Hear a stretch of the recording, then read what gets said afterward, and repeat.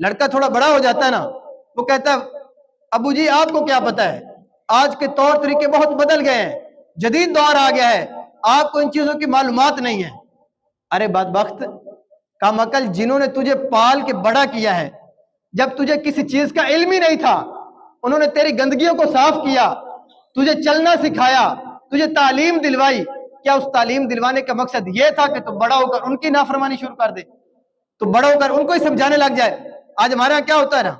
اگر باپ بوڑھا ہو گیا، اسے صحیح طرح بات سنائی نہیں دے رہی، وہ اگر ایک سے دوسری مرتبہ تیسری مرتبہ پوچھ لے تو بیٹا کہتا ہے ابو جی میں نے 3 دفعہ بتا دیا ہے، آپ کو سنائی نہیں دے رہا۔ لیکن یہ بیٹا غور نہیں کرتا کہ جب میں بچپن میں تھا،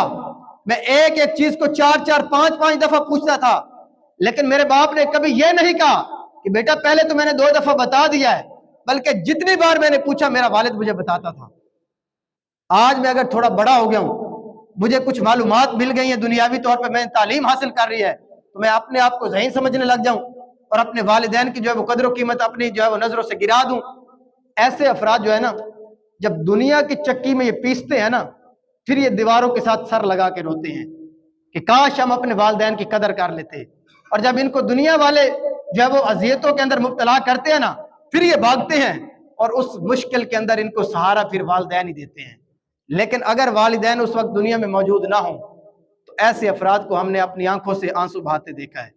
کہ کاش ہم اپنے والدین کی قدر کر لیتے، ان کی خدمت کر لیتے، ان کی بات کو مان لیتے، تو آج دنیا والے ہمیں یہ دن نہ دکھاتے۔